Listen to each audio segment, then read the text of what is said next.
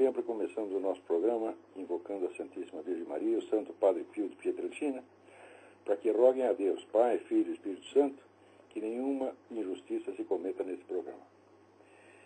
Então, eu queria primeiro lembrar vocês do curso Introdução ao Método Filosófico, que vai ser realizado aqui em Colonel Heights, na Virgínia, de 29 de setembro a 4 de outubro. Ainda há vagas para o curso, só não podemos, a esta altura não podemos mais garantir o preço da passagem, quer dizer, a despesa do curso, a despesa em terra continua a mesma.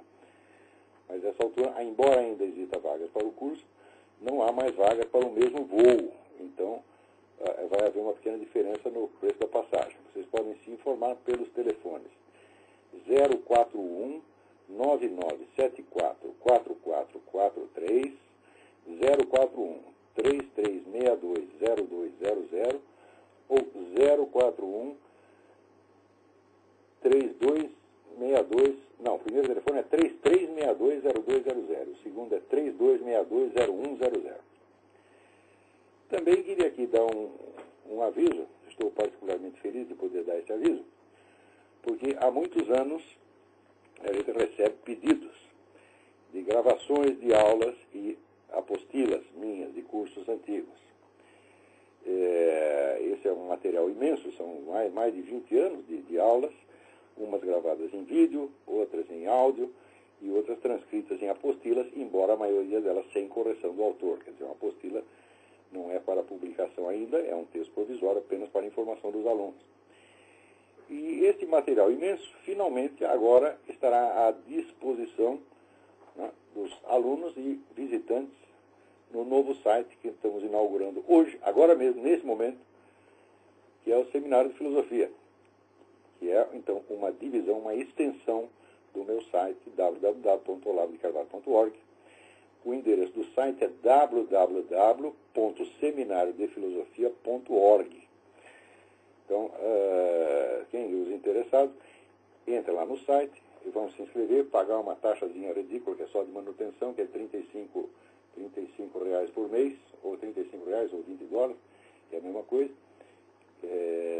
E imediatamente receberão uma senha para ter acesso aos materiais lá. Então, todo mês nós vamos colocar lá pelo menos 5 ou 6 materiais novos. Alguns áudios, alguns vídeos e algumas apostilas. E isso tudo, cada mês, o material do mês anterior passa para o arquivo, onde poderá continuar sendo descarregado. Você pode ouvir online, assistir online, ou pode copiar para o seu computador com o compromisso formal de você não distribuir cópias disso. Então, todo mês entra um material novo. Quer dizer, novo não, todo esse material velho, mas será ali divulgado pela primeira vez fora da sala de aula. E também, uma vez por mês, eu farei uma aula especial, nova, para os membros do site. Então, por R$35 por mês, você vai ter acesso a cursos que eu dei 30 anos atrás. Nós começamos com um material não tão velho, começamos com um material de 2000, um curso de 2002, que foi dado em Curitiba, onde as aulas eram de 6 horas, 8 horas, algumas 10 horas de duração, em várias etapas. E todo este primeiro material que está lá do curso de Curitiba são vários arquivos, eles completam 6 horas de duração. E tem mais lá a apostila de um curso que eu dei no Instituto Goethe, em Salvador, Bahia, um curso sobre a arte de estudar, e mais 2 apostilas sobre a vida intelectual. Então, esse é o material deste mês. Então, mas é claro que aqueles que se inscreverem depois deste mês poderão ainda ter acesso a esse material, porque ficará no arquivo. Tá certo? Terá os materiais novos e os que estão no arquivo. Não deixem de dar uma espiada lá, www.seminariodefilosofia.org. Você pode ter acesso também tem um link na minha página, no www.olavodecarvalho.org, também tem um link para lá. Muito bem. Então, aqui, essa semana houve uma coisa interessante, saiu aquele artigo da Bárbara Gância, na Folha, com o título de Olavo viu o ovo. Evidentemente, aí uma insinuação do ovo da serpente. Isso também não era um ovo de galinha, um ovo de pato, nem nada, né? Um ovo de serpente, de dragão, né? Ou talvez, né, até um ovo do Lula. Né? E então a Bárbara ali, ela reconhece, ao longo desses 10 anos ela não tinha percebido nada do que estava se passando com o negócio do Foro de São Paulo e com a aliança PT-FARC, que ela, como muita gente achava que eu era um maluco total, mas que finalmente ela se rendia às evidências e fazia ali um meia-culpa. Foi um gesto muito bonito da Bárbara Gance. Então a minha esposa Roxane escreveu para ela, né, agradecendo o artigo, e recebeu a seguinte resposta da Bárbara. Prezada Roxane, fico feliz de que ambos tenham gostado. É evidente que, para efeito de impacto, exagerei ao dizer que sempre achei isso e aquilo do professor. Na verdade, o que sempre fiz foi admirar a sua verve e o seu distinto conhecimento. Muito obrigado pela gentil mensagem e um abraço, Bárbara Gance. Então, aí este belo exemplo de honestidade dado pela Bárbara Gance, infelizmente, não é imitado por muitos jornalistas, né? E não é imitado, não é porque os camaradas sejam burros. Alguns são, de fato, burros, tá certo? Mas vocês nunca podem esquecer aquele dado que saiu no Jornal do Brasil em 3 de maio de 1993, em que, naquela época, a diretoria da CUT já reconhecia que havia 800 jornalistas na folha de pagamento da CUT. Para que a CUT precisa de 800 jornalistas? 800 jornalistas dá para você tirar uma edição diária da Folha de São Paulo, mais uma do Globo e fazer mais uns 3 programas de rádio. Tá certo? E ainda vai sobrar. Agora, a CUT não edita nem mesmo, né, um jornalzinho semanal. Então, para que precisa de 800 jornalistas? É evidente que não é para fazer jornais para a CUT. Tá certo? É para não fazer jornalismo nos seus próprios locais de trabalho. E eles, então, né, obedecendo fielmente o compromisso assumido com os seus patrões, eles ficam quietos na hora que tem que ficar, e como dizia o velho, né, jornalista brasileiro Gondim da Fonseca, o jornal ganha pela notícia que não sai. Às vezes não é o jornal que ganha, mas o jornalista ganha. Né? Então, não sei se essas pessoas que eu vou mencionar agora estão na folha de pagamento da CUT. Espero que, sinceramente, que não estejam. Espero, sinceramente, que estejam agindo apenas por burrice. Hoje em dia, você esperar que um sujeito seja burro é o melhor que você pode pensar dele. Porque você tem que ver, ou é um canalha total, filho da puta, nojento, ou então é burro. Então, eu espero que seja por burrice. Porque o seu Alexandre Ultramari, né, que é um homem que é o chefe de reportagem lá da Veja, ele fez essa semana uma matéria dizendo que naqueles materiais colhidos no laptop lá das Farc, né, não havia nenhuma prova de que o Gilberto Carvalho, não é meu parente, Gilberto Carvalho, chefe de gabinete do Lula, houvesse ajudado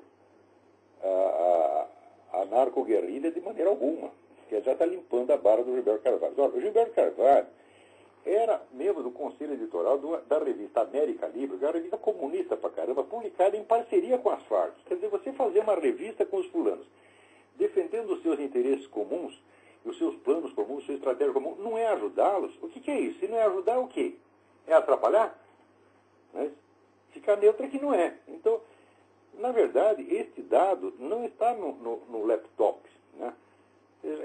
Esse dado já era anterior, esse dado está publicado lá no site da América Livre, né?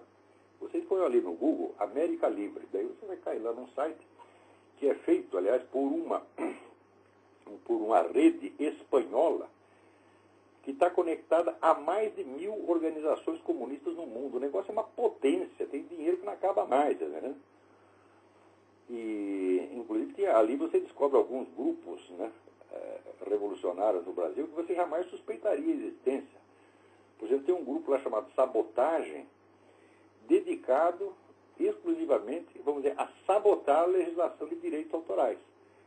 Fazer pirataria, distribuir programas de pirataria, porque isso aí é corroer o capitalismo. Tem até esse tipo de canalha lá, né, com o seu site lá na rede. A rede chama Nodo 50. Né? Mas eu não tenho aqui o endereço certo da parte da América Livre, mas peraí, eu vou achar aqui.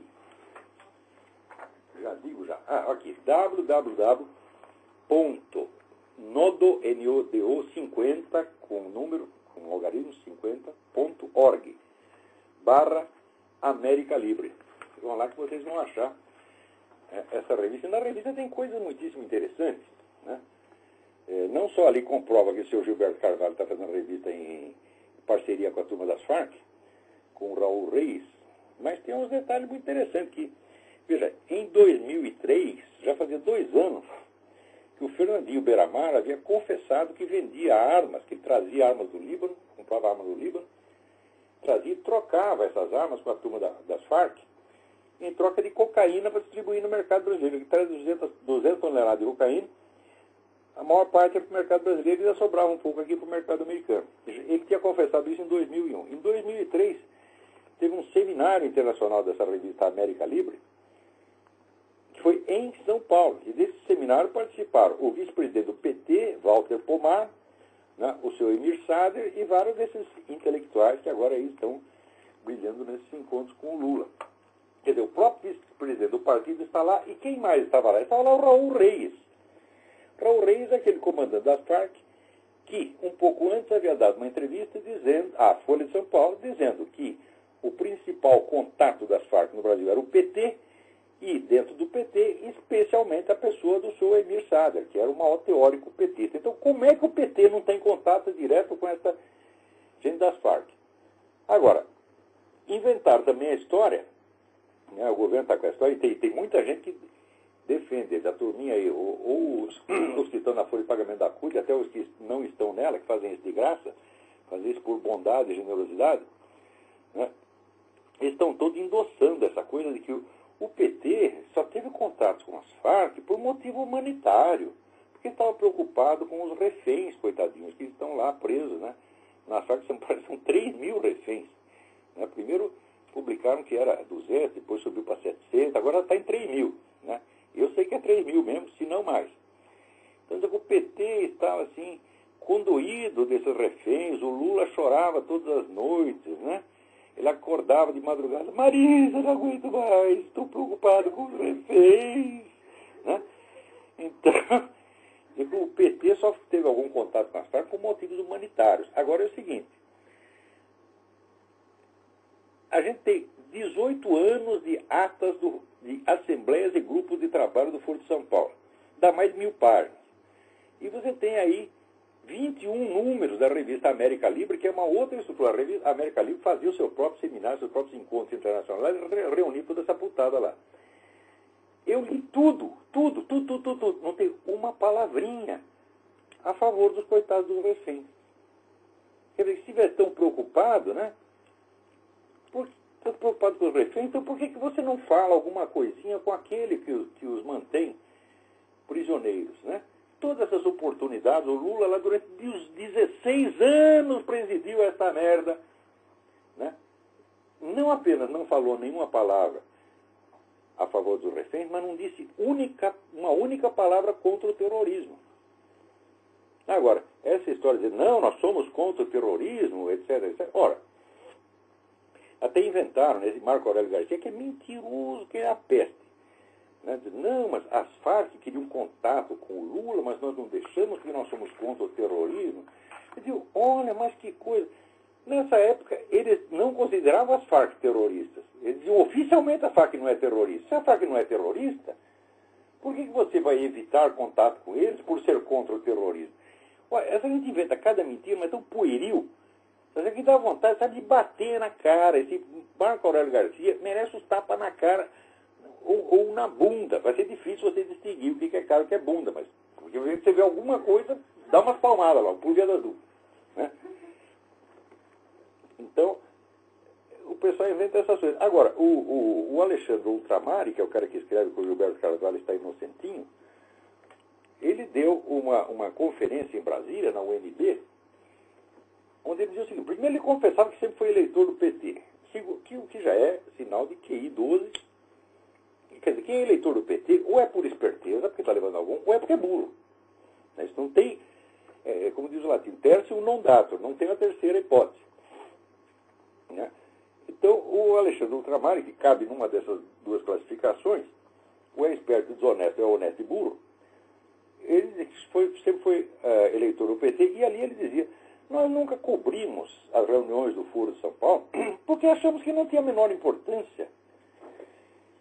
E olha, primeiro que um jornalista profissional dizer isso é uma coisa absolutamente inadmissível. O Foro de São Paulo é a maior organização política que já existiu em toda a história do continente latino-americano. Ele reúne lá uns meia dúzia de chefes de Estado, tá certo? Mais de uma centena de partidos comunistas e organizações de narcotraficantes, guerrilheiros, sequestradores, etc. Quer dizer, é uma coisa de um poder como jamais houve na América Latina. Como é que um jornalista vai dizer que isso não tem importância? Uma reunião do Foro de São Paulo tem muito mais importância do que qualquer reunião do Congresso Nacional, ou do que qualquer assembleia do PT. Porque o PT não é assim, não. Um componente, o PT era um centésimo do Foro de São Paulo. Quer dizer, um jornalista que diz uma coisa dessa tem que ser demitido na mesma hora. Porque se ele disse isso por incompetência, então é um excesso de incompetência absolutamente inadmissível. Isso é a mesma coisa. Você imagina que nos anos, digamos, nos anos 20 e 30, alguém dissesse, né, um sujeito fizesse a cobertura das reuniões do Partido Comunista, digamos, na França ou na Alemanha, mas depois tem a reunião da Internacional Comunista e ele diz, isso não tem nenhuma importância. Eu digo, mas se uma reunião de um Partido Comunista tem, como é que a reunião de todos eles pode não ter? Isso, em termos jornalísticos, é tão absurdo que não merece discussão. Então, olha aqui, seu Alexandre Ultramar, a sua competência profissional, cuspo nela. Cuspo, você está entendendo? Você não é jornalista de jeito nenhum. Você é um amador, um moleque irresponsável. Na melhor das hipóteses, porque se você sabe que o que você falou é um absurdo, se você escondeu isso de propósito, então você é um canalha. Eu prefiro acreditar que tu é apenas um moleque irresponsável.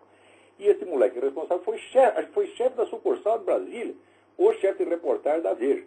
É ainda. E ele que escreveu a matéria essa semana, né, tentando limpar a barra aí do Gilberto Carvalho, que não é limpável.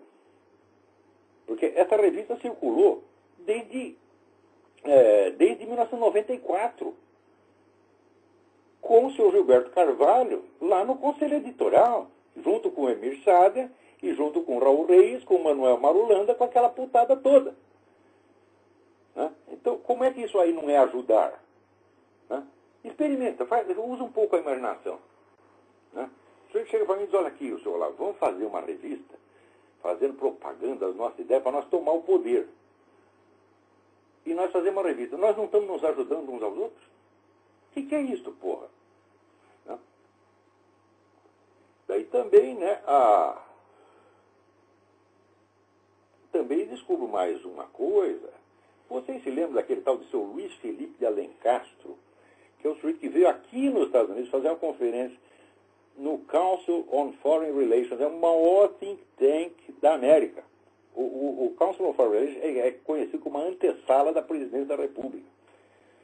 O sujeito de todos os presidentes americanos das últimas 5 ou 6 décadas, só um não era membro do SFR, que era o Bill Clinton. Mas ele não era membro, mas ele era empregadinho. O que os caras mandavam fazer, ele fazia. Por quê? Porque aquilo aí, ali reúne todas as lideranças políticas dos dois partidos e mais uns 200 milionários. Os donos de mídia. Espera aí, tem alguém na linha. Alô? Quem está na linha? Alô? Alô? Alô, quem é? Olá, você está me escutando? Perfeitamente. Aqui é o Thiago, Olavo. Tiago, tudo bem? Tudo bem, Olavo? Agora eu vou falando do Foro São Paulo, depois de 2 anos, né? Espera aí que a sua ligação... Saiu, né? Espera aí, sua ligação piorou agora. Tá tudo entrecortado. Fala devagarzinho. Espera aí. Melhorou agora? Melhorou. Então, depois de 8 anos, né, falando do Foro São Paulo, né, ligação do PT com, né, a FARC, né? A ligação... Viu a Bárbara? Ficou muito ruim, Thiago. Eu vou desligar e você liga de novo, por favor. Ok, Olavo. Obrigada. Então, a ligação do Thiago estava muito ruim, vamos ver se ele consegue ligar daqui a pouco. Enquanto isso, eu vou acabar de explicar o que eu estava explicando.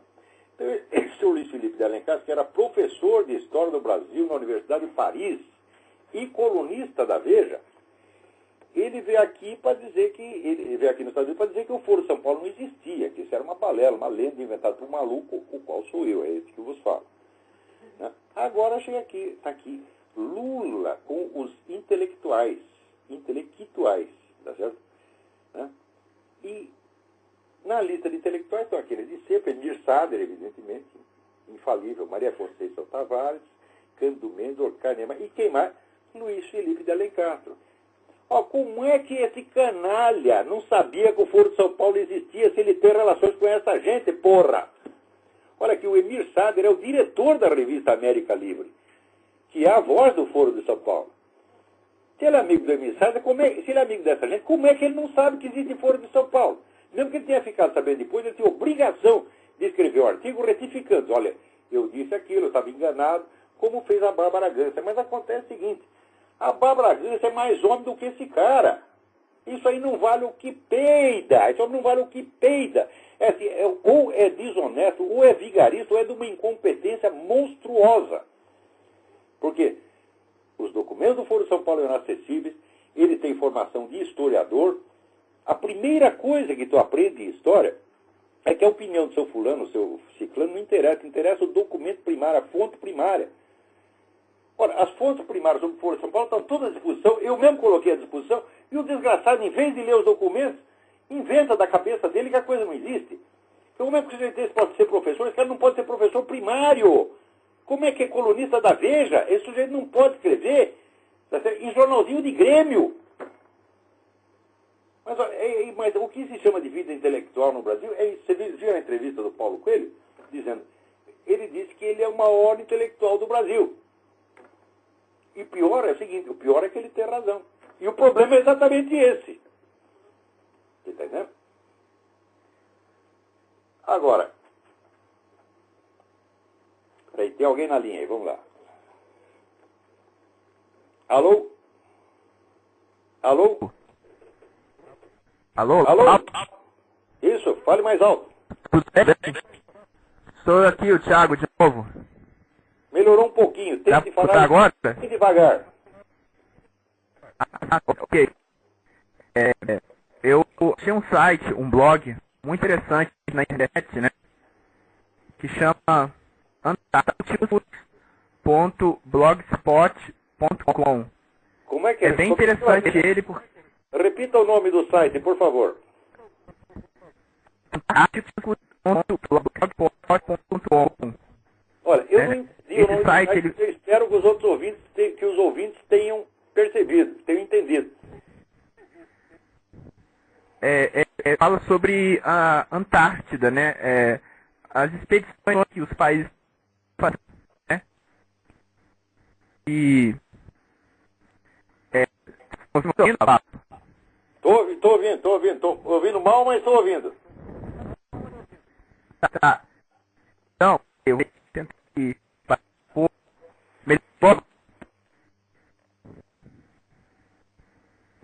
Alô?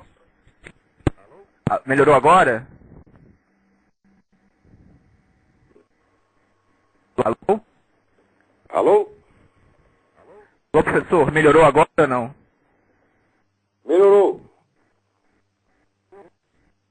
Então, esses problemas... esse site...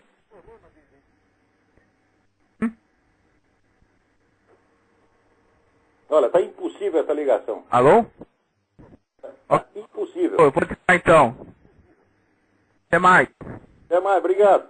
Tentem mandar as coisas mais por escrito, né? Porque às vezes a gente perde muito tempo com esse negócio de ligação ruim.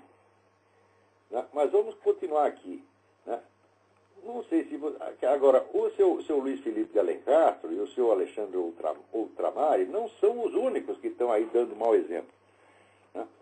A Eliane Cantanhede também escreveu uma coluna lá para limpar a barra, dizer, não, ali não tem nada, aquilo ali tudo não quer dizer nada. Eu digo, olha, em primeiro lugar, temos que dizer o seguinte, esse material que foi colhido nesse laptop, ele ajuda a esclarecer muita coisa, mas ele não é necessário para provar a aliança PT-FARC. Essa aliança já está provada há muitos anos, eu já disse isso milhares de vezes, eu repito, está provada há muitos anos pelas atas do Foro de São Paulo e pelas atas dos seminários da revista América Libre.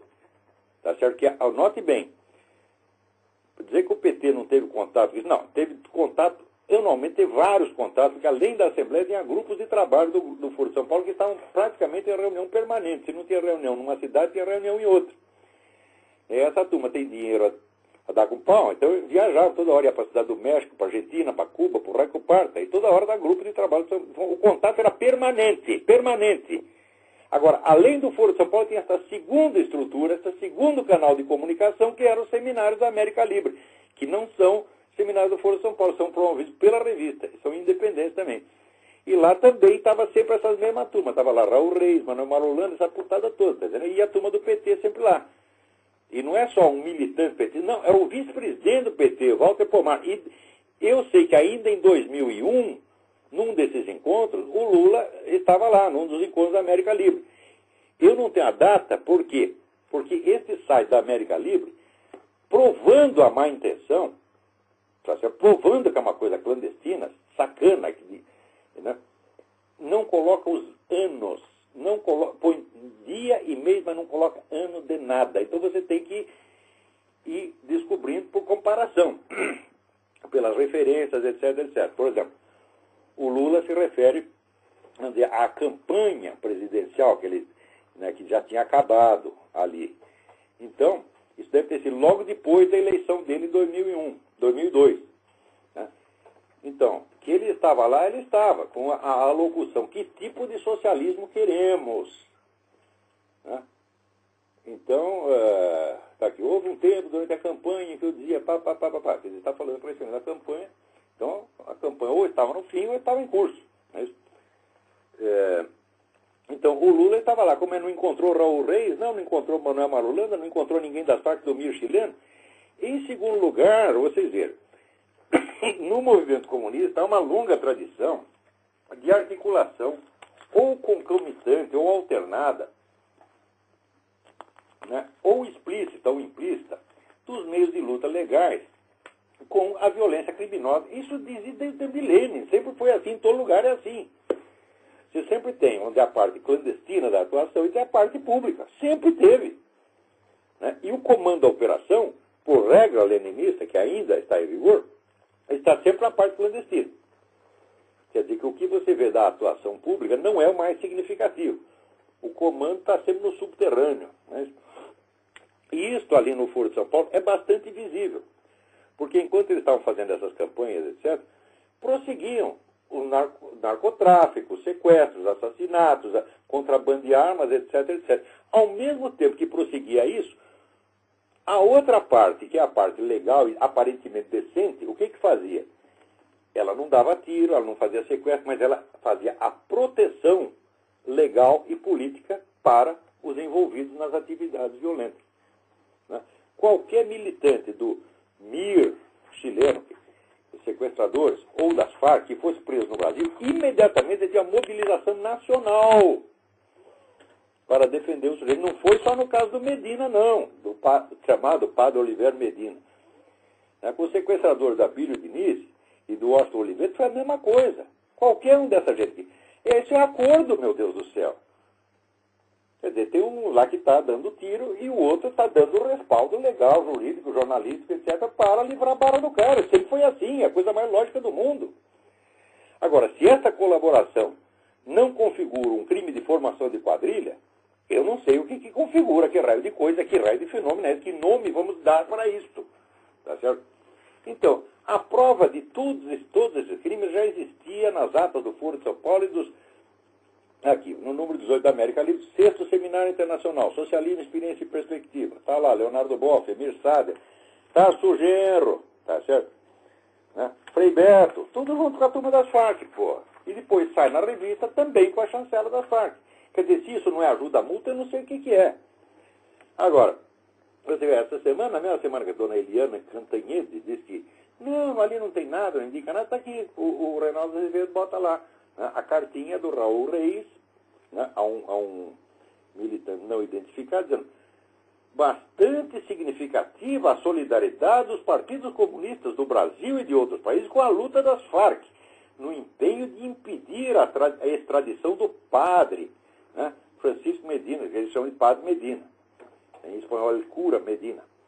Existe no Brasil um importante grupo de amigos solidários conosco, no qual há sindicalistas, professores, congressistas, ministros, advogados e personalidades ocupadas e pressionadas pela libertação imediata de Camilo, que é o codinome lá, um dos codinomes do Olivério Medina.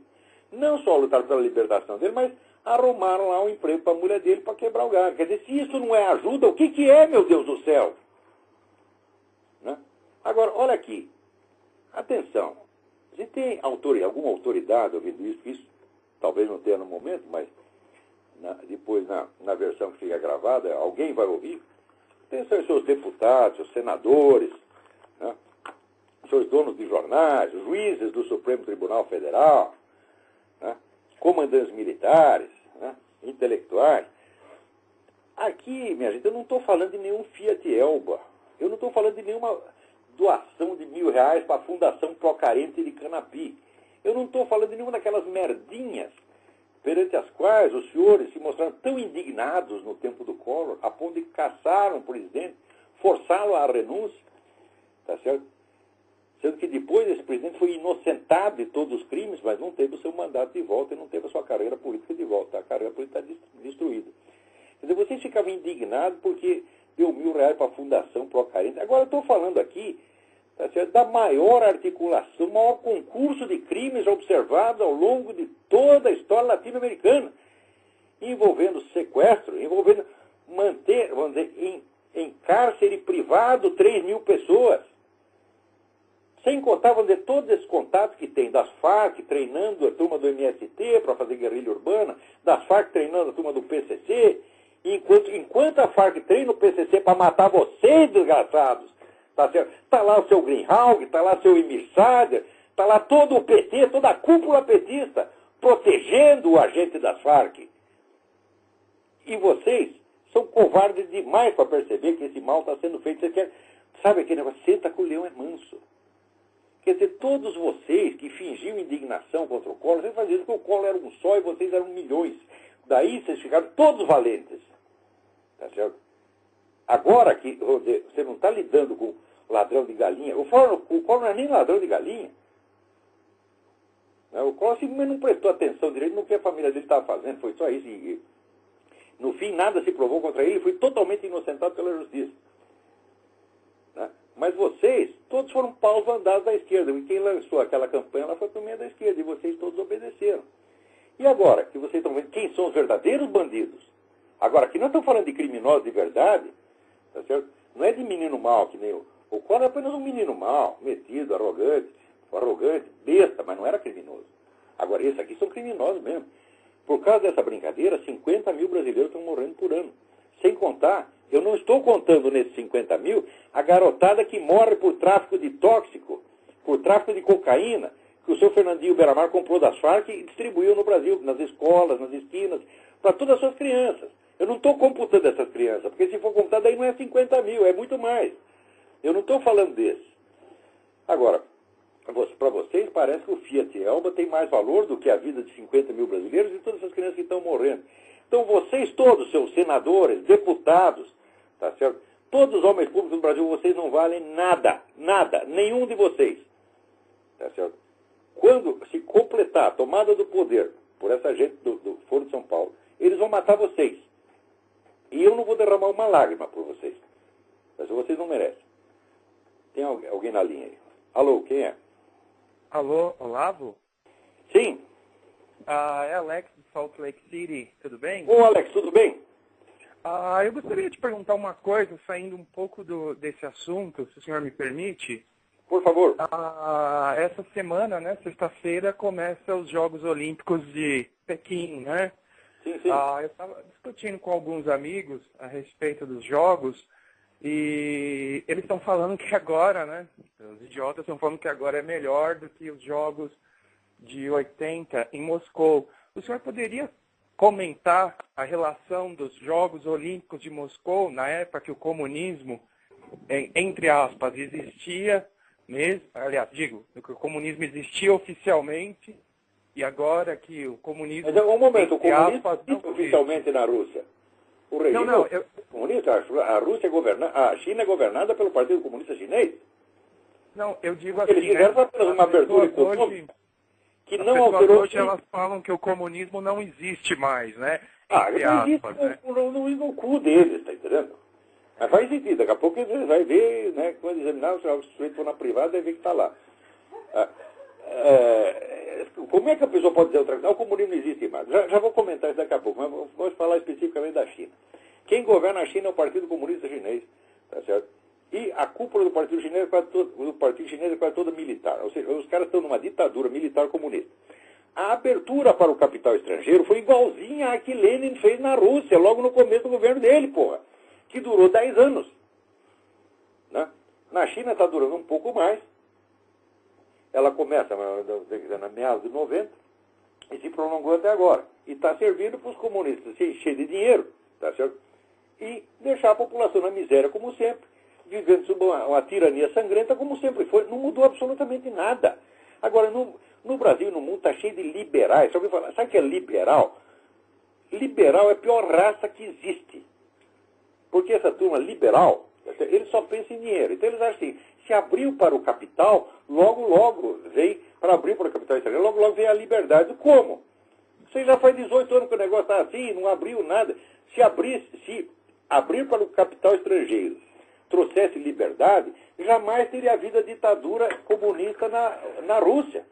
Porque Lenin, a primeira coisa que ele fez foi a chamada NEP, Nova Economia Política, que abriu para o capital estrangeiro e permitiu a propriedade privada. Ao mesmo tempo que ele fazia a economia, ele estava montando o esquema de opressão política através do partido, que é exatamente o que estão fazendo no Brasil. Quanto mais abre a economia, mais concentra o poder na mão do PT, porra. Vocês não estão vendo? Isso é clássico no comunismo. Agora, liberal, o que faz? Eles querem dar a impressão assim, eles usaram eles têm um jargão, né? Uma gíria, um vocabulário que diz assim, nós temos que dar a impressão que nós somos mais progressistas do que o comunismo. Então nós representamos o progresso e eles representam um atraso. Eles são os dinossauros. Tá certo? Até a Veja, quando cobriu a reunião do Foro de São Paulo, reunião dos dinossauros, como se o cara estivesse todos mortos. Só os liberais estão vivos, progredindo, indo para frente.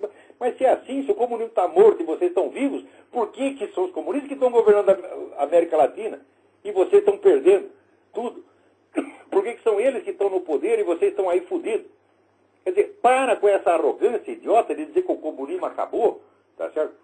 Quer dizer, esse é o triunfalismo do derrotado. Quando ele está apanhando e dizendo, eu fui lá e meti a cara na mão dele. Liberal serve para isso. Os liberais são tudo frouxo, capado.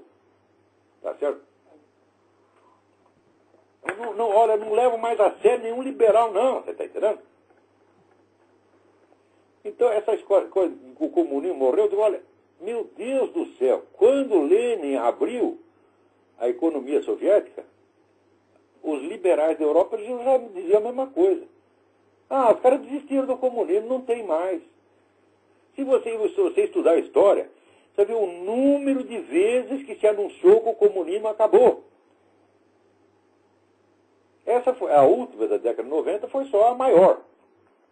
Porém, leia o livro do Jean-François Revel, La Grande Parade, que é um livro de 1999, e que ele já mostra o paradoxo. Olha, depois que o comunismo acabou, ele cresceu, como é que é isto? Se ele acabou, por que ele tem tanto poder? Então, esse pessoal liberal serve para camuflar o crescimento do comunismo, tá certo? Eles ficam contando vantagem, enquanto isso o comunismo vai crescendo bem embaixo deles. Muitos deles não são liberais coisa nenhuma, são agentes de desinformação. Então lá se faz de liberal, tá certo? Para ajudar o comunismo a se fingir de morto para assaltar o governo. Tanto é assim que muitos desses ditos liberais, tá certo, se aliam ao comunismo, se aliam à esquerda em todo o programa cultural. Abortismo, feminismo, gaysismo, etc, etc. Eles só querem realizar tudo isso por meio da propriedade privada. Eu digo, mas que diferença faz com o comunismo? O comunismo só é um sistema econômico nos seus objetivos, não na sua estratégia e na sua prática. Que idiotice, quer dizer, você acha que o negro só é comunista se ele, no dia seguinte que ele tomou o poder, ele estatizou todos os meios de produção? Olha, leiam Karl Marx. Karl Marx dizia que a estatização dos meios de produção ia levar séculos. Tá certo? E se o cara não estatiza no dia seguinte, e vem os liberais, ele não é mais comunista, então o comunismo acabou. Eles demonstram que são ignorantes. Agora, o sujeito que dá palpite nessas coisas, sem ter estudado, o sujeito não estudou Marx, não estudou Lenin, não estudou coisa nenhuma, e fica dando palpite, tá certo? Esses caras têm que apanhar na bunda, sabe? Bunda, se é que tem bunda. Porque senão pode ser que nem o tal do o Paulo Giraldelli, que renega a própria bunda. Fala, não, a bunda não é minha, não é minha, não é minha, não é minha. Pode ser, esse cara não vai saber. Né? Não deve ter bunda mesmo, porque pela quantidade de merda que tem na cabeça, é porque não tem o orifício para onde sair. Porque se tivesse, sair. Agora não sai, volta para a cabeça.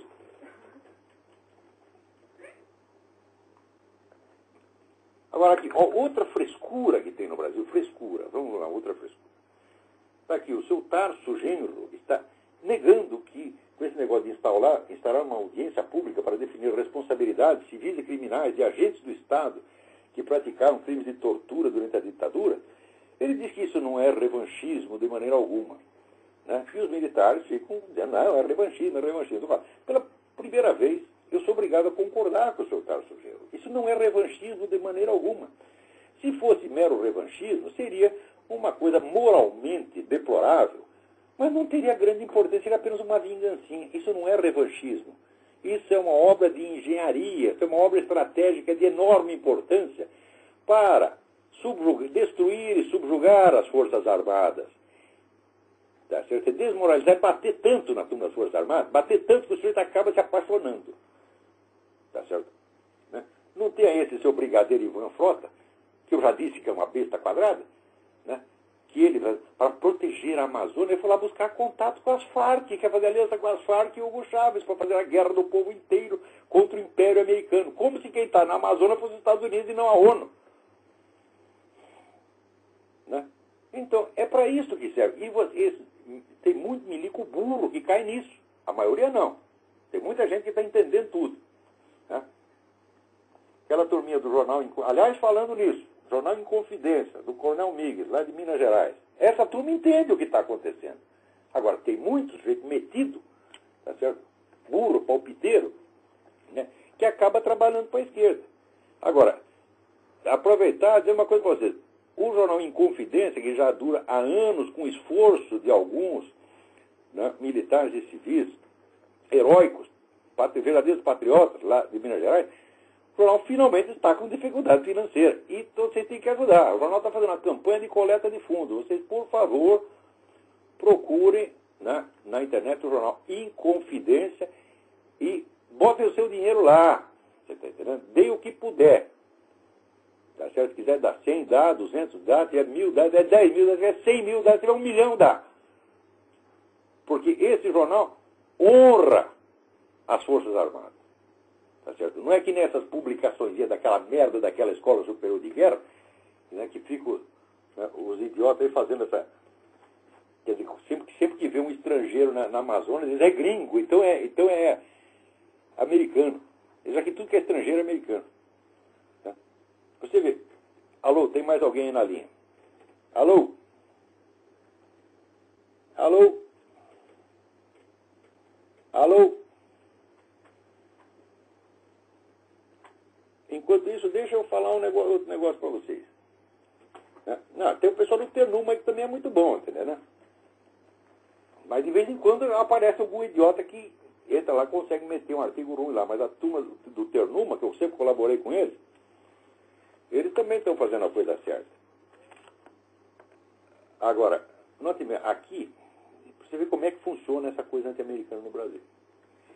Eu digo, existe na mídia brasileira desinformantes profissionais. Quando a gente fala de desinformação, hoje em dia o pessoal já diluiu o sentido da palavra desinformação.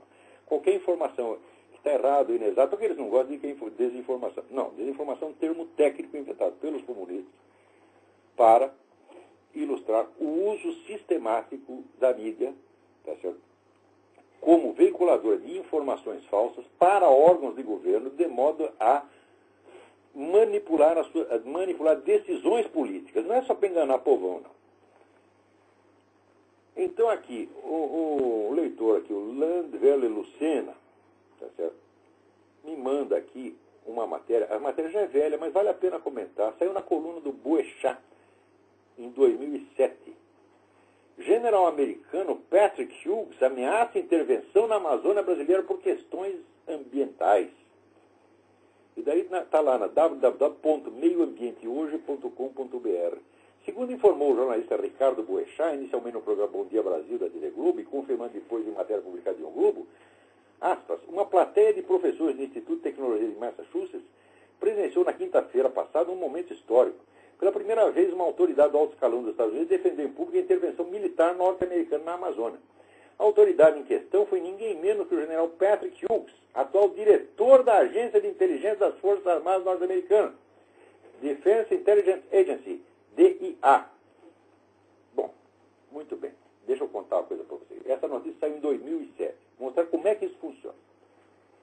Em 2007, já fazia anos que o general Patrick Hughes tinha saído da DIA e tinha sido transferido para a Homeland Security, Segurança Interna, onde ele não dá nem meio palpite em matéria de política externa. E por que o general Hughes foi parar lá? Por quê? No tempo que ele estava na DIA, tinha lá uma agente chamada Julie Sir. A Julie Sir estava acompanhando de perto, tá certo, todas as atividades do Al-Qaeda e passava relatórios importantíssimos, tá certo, mostrando planos da Al-Qaeda. E um dia esse general teve um problema com ela e botou a mulher para fora, tá certo. Acontece o seguinte, que os relatórios dessa Julie Sears, se fossem lidos com atenção, teriam dado para prevenir o 11 de setembro. E o general, por uma vaidade, botou essa mulher para fora, que estava fazendo um trabalho magnífico. O deputado republicano conservador Dana Rohrabacher fez um discurso cagando na cabeça do general. Esse discurso já é de 2004.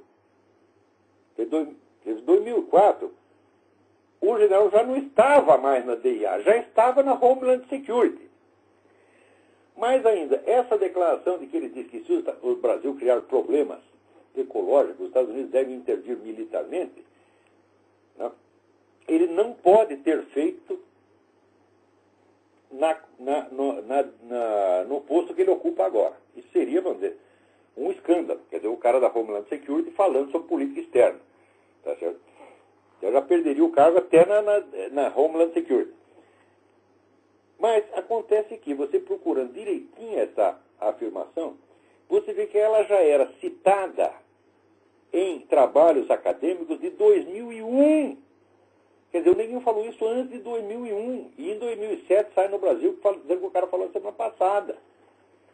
Ou seja, o general já tinha perdido qualquer autoridade na política externa, já estava removido da Homeland Security, e já fazia pelo menos 7 anos que ele tinha falado isso. Isto é o que se chama de desinformação. Várias vezes. Tá certo? E eu já peguei turma da mídia brasileira fazendo isso, deslocando data para mudar o sentido dos acontecimentos. E é sempre no sentido anti-americano. Eu peguei uma vez um artigo daquele cidadão, seu Maierovitch, que era o homem lá da polícia, das drogas, e fazia exatamente isso, deslocava, pegava uma declaração do sujeito da... Aliás, não foi só ele não, mas eu peguei toda a grande mídia brasileira. Pegou a declaração de um cara da ONU, tá certo? Para inocentar as Farc, e mudou 5 anos a data que o sujeito falou. Procurem lá no meu site, www.olavecarvalho.org, vocês vão ver do que eu estou falando. Então, agora, esse general Patrick Hughes, vocês podem tirar o cavalo da chuva. O general Patrick Hughes não invade nada, você está entendendo? E não tem nada a dizer sobre isso. Então, para mostrar como é que foi. Isso não é erro jornalístico. Isso não é só distorção. Quer dizer, um moleque está com raiva dos Estados Unidos, então faz uma matéria contra os Estados Unidos. Não, isso aqui é característico. Por quê? Porque o cidadão noticia isso e diz que os militares brasileiros estão revoltados. Eles não podem estar revoltados, Porque é ele que está dando a notícia. Ele não pode ficar revoltado dando a notícia. Essa notícia não podia ter saído de parte alguma, porque era 2001. Tá certo? E como é que eles iam estar revoltados, né, com o fato que não aconteceu? Né? Então, isso aí é desinformação. Um dia eu vou dar a lista de todas as pessoas que fazem essas coisas na mídia brasileira. Eu vou dar o nome deles um por um e mostrar todos os casos que fizeram. Isso é desinformação. Tem gente aí que trabalhou para a KGB, tem gente que está na folha de pagamento da KGB até hoje e nada se investiga. Uma vez eu propus a empresários e militares brasileiros, né, que contratassem um historiador russo, que a gente tinha um contato com um historiador russo, que falava português e que estava lá em Moscou, para que ele fizesse a pesquisa ali nos arquivos do partido, no tempo que estava totalmente liberado, para dar o nome de todas essas pessoas. Agora, notem bem, no livro do Christopher Andrew, The Sword and the Shield, sobre a KGB, diz que até o embaixador, o sujeito que era embaixador no Brasil no meio da década de 70, embaixador do Brasil em Moscou no meio da década de 70, era agente pago da KGB. A atuação da KGB no Brasil foi tão intensa que a KGB chegou a botar grampo na sala do então presidente da República, João Batista Figueiredo. Agora, o pessoal fala da CIA, quando você diz, me deu o nome de um agente da CIA lotado no Brasil, não aparece um. Alô, quem é? Alô? Alô? Alô, Olavo? Eu? Aqui é o Guilherme de Campinas, tudo bom? Tudo bem? Tranquilo, Olavo. Seguinte, Diga. eu comprei recentemente o livro Insight, do Bernard Lonergan. Isso é uma maravilha. Só que o livro é muito abrangente. Eu queria algumas dicas, um plano de estudo para abordá-lo, para encarar esse livro. Olha, eu sugiro o seguinte, você comece com o livro Knowledge and Being, Conhecimento e Ser, que é, vamos dizer, um resumo explicativo que o Lonergan fez do Insight. O Insight é, sobretudo, uma sequência de exercícios. E não basta ler, você tem que fazer os exercícios do livro para entender onde é que o Lonergan quer chegar. O que ele quer mostrar para você é por que a inteligência intelige. Por que nós não somos tudo burro que nem o Alexandre Outramare e a Eliane Cantanhede. Ele quer explicar esse milagre da inteligência humana, né? E ele faz isso através de uma sequência de práticas e exercícios. É por o livro não é obscuro. O livro é difícil porque você tem que fazer as práticas. E o livro tem 1000 páginas. Então, vamos dizer, olha, você levar 2 anos para você ler o Insight do Lonergan, você não fica complexado com isso, não. Agora, no Knowledge and Being é um livro teórico, onde ele explica esse empreendimento. Então, é melhor começar por aí. Ajudou em alguma coisa a minha explicação? Ajudou bastante. Eu mando um abraço aqui do pessoal aqui da vigilanciademocrática.org para você e para sua família. Boa sorte. Muito obrigado. Boa sorte para todos vocês. Não esqueça de visitar o meu site do Seminário de Filosofia.org e não esqueça de dar uma ajuda para a turma do Inconfidência. São os maiores patriotas do Brasil. Ok, Olavo. Muito obrigado. Obrigado, meu. Agora, tem aqui um cidadão que me pergunta assim, uma coisa interessante. Ele pergunta, mas afinal de contas, por que foi... Eu estou procurando aqui o e-mail dele, não acho o nome, pô. Mas ele vai saber que é dele que eu estou falando. Ele me pergunta, afinal de contas, por que você deixou de ser militante esquerdista? Como é que você... aqui. É o João Cláudio. Esse outro programa, o senhor dizia que quando era esquerdista, mentia para si mesmo, que depois de 40 anos a situação mudou. Dentro dessas coisas, quero saber como e por que o senhor viu que a esquerda era ruim. Como foi o processo? Eu digo, o processo foi muito longo, porque, inicialmente, eu comecei a ficar deprimido, né, de ver a falta elementar, vamos dizer, de moralidade que o pessoal comunista tinha nas suas relações, não só com os adversários, vamos dizer, eram pensados e tratados como se fosse lixo, mas até internamente, uns com os outros. Quando desconfiavam do sujeito, destruíam a vida do cara. Eu acho que eu contei aqui nesse programa a história do próprio sujeito que me cooptou para o Partido Comunista e que depois o pessoal da cúpula do comitê estadual desconfiou que o sujeito tinha uma ligação, que era um espião, coisa que ele não era, e destruiu a carreira do sujeito assim em 2 semanas. O cara era um jornalista relativamente importante, foi excluído da profissão, mas que ele não entrava numa redação. Você vê o poder que o Partido Comunista tinha. E ainda tem, com outros nomes. O Partido Comunista ele não cessou de existir, ele se diversificou em várias organizações. Né? Então, hoje está mais poderoso do que naquela época.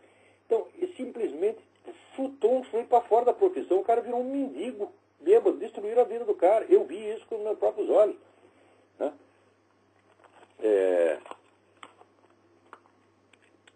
Mas, inicialmente, eu só me afastei do partido. Falei, eu me afastei, eu não fiquei contra. Eu me afastei e falei, não, eu vou para casa pensar. Né? E foi daí que eu comecei. Ali eu falei, bom, em primeiro lugar eu tinha que completar os meus próprios estudos de marxismo. Eu não conheço outra pessoa que estivesse no partido naquela época, com 2 exceções, que uma era o velho Nabor Caire de Brito, que a gente chamava do capitão, e eu tenho um rapaz chamado Roberto Negrão de Lima, que era neto do governador do Rio. Só essas 3 pessoas estudavam. O resto era tudo emirsado, era tudo chutador. Tá, mas ele estudava para valer. Tá certo? Então, completando ali o que eu precisava para me informar do marxismo, eu falei, bom, agora vamos ver as críticas do marxismo, vamos estudar o que tem do outro lado, vamos estudar os autores reacionários, etc, etc. Não com o espírito comunista, porque comunista não, nós precisamos estudar para conhecer a mentalidade do adversário, para poder mais facilmente vencê-lo. E pela primeira vez eu falei, não, eu vou ler, não com a simples ideia de pegar o truque do cara para poder acabar com ele. Eu vou botar os dois lado a lado e vamos fazer um julgamento justo. E é só você experimentar fazer isso, experimente dar credibilidade ao argumento do adversário como você dá ao do seu lado. Tá certo? Dá a mesma credibilidade, nem a favor, nem... Você vai ver assim que não sobra nada do comunismo. Nada. Primeiro não sobra nada do marxismo. Quer dizer, o marxismo como análise histórica, como filosofia, é uma verdadeira bosta, é charlatanice, do começo até o fim. Nada se sustenta ali. Não estou querendo dizer que Karl Marx fosse burro, não, era um homem grande talento, só que era um sociopata, mentiroso, perverso, e que sofria do delírio de interpretação, que fala o famoso doutor Paul Serrier. Delírio de interpretação é uma forma de loucura, que o sujeito não tem perturbações sensoriais, ele não vê coisas. O que ele vê são coisas que existem. Só que na hora de articular, ele articula de maneira fantasiosa. Tá certo? Então, por exemplo, a simples crítica da escola austríaca à economia marxista é você ler aquilo, você nunca mais se ilude com aquilo. Porque acontece o que aconteceu com o Eric Wegener. Eric Wegener diz, ele leu o Capital e virou marxista. Daí no semestre seguinte ele teve umas aulas de economia política e curou disso em 3 meses. Tá certo? Eu não curei 3 meses, eu levei anos. Tá certo? Mas, por exemplo, o livro do Ludwig von Mises, Socialismo, a análise econômica e sociológica, fala, não sobra pedra sobre pedra, é impossível. O livro do Eugen von Böhm-Bawerk sobre a teoria da mais-valia, que a base, o pilar do marxismo, você vê que a teoria não tem pé nem cabeça. E assim por diante. Depois a gente vai lendo os documentários das pessoas que fugiram da União Soviética, os relatos de ex-militantes, etc. E fica vendo que a coisa, não só a teoria é errada e absurda, mas ela é monstruosa, é intrinsecamente mentirosa. E no fim você acaba vendo, a significação de mais alto, como é que se diz? Significação mais alta que a coisa tem, e é realmente isso aí tudo sai de seitas demoníacas antigas. A origem do marxismo é a origem de seita satânica mesmo, não é outra coisa. Quer dizer, lê o livro do rabino Marvin Antelman, to Eliminate the Opiate, e você vai ver o que foi. É a origem de heresiarcas, tá certo? De dentro do judaísmo, os caras dissidentes do judaísmo, que criaram o judaísmo do B para fuder com o judaísmo. Esses caras eram os antepassados ideológicos de Karl Marx. E como é que a gente vai levar a sério essa porcaria? Isso é lixo. Mas eu levei muito tempo para entender isso. Peraí, tem mais um telefone, vamos ver se dá tempo de atender. Alô? Olavo? Eu? Olavo, boa noite. Boa noite. Fabrício, de Belo Horizonte. Fabrício, tudo bem? Joia, Olavo. Eu tava vendo, falar rapidinho. Eu estava vendo o senhor falar aí do que o comunismo acabou, que esses imbecis liberais acham que esses liberais são burros e os comunistas são cafajestes safados, vagabundos. E os liberais são burros. Que no próprio livro aqui do Volkogonov, na biografia sobre o Stalin, ele já fala lá, na página 112, que o Lenin foi o inventor com a NEP do socialismo de mercado, entre aspas.